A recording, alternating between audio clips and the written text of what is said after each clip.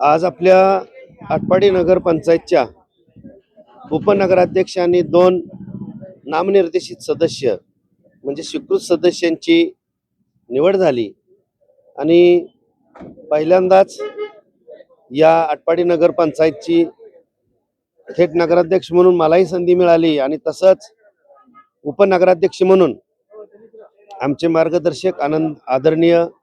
आनंदराव बापू पाटील यांच्या सुनबाई मीनाक्षी मनोज कुमार पाटील यांची बिनविरोध निवड झाली आणि स्वीकृत सदस्य म्हणून संगम डोंबे भारतीय जनता पार्टीच्या माध्यमातून आणि शिवसेनेच्या माध्यमातून सोमनाथ भिंगे या 2 स्वीकृत सदस्यांची आज निवड झालेली आहे। खरं तर ही बिनविरोध निवडी ज्या झालेल्या आहेत याचाच अर्थ गावातल्या सर्व नागरिकांची एक अपेक्षा आणि इच्छा आहे की आटपाडी शहराचा एक विकासाचा अध्याय नवीन पद्धतीने लिहिला जावा, हीच मनोभावना असल्यानं शिवसेना पक्षानं सुद्धा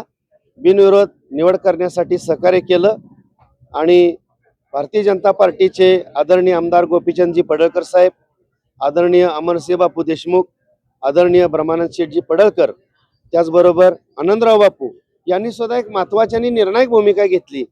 की आटपाडी शहराला पुढे घेऊन जात असताना नक्कीच यांचं मार्गदर्शन आम्हाला मिळणार आहे आणि सर्व नगरसेवकांना सोबत घेऊन एक आटपाडीमध्ये एक ऐतिहासिक जी घटना घडलेली आहे, आमच्याकडे कारभार दिलेला आहे, नक्कीच सर्व नागरिकांना याचं समाधान वाटेल अशा पद्धतीचा आम्ही नक्कीच सर्वांना सोबत घेऊन कारभार करू।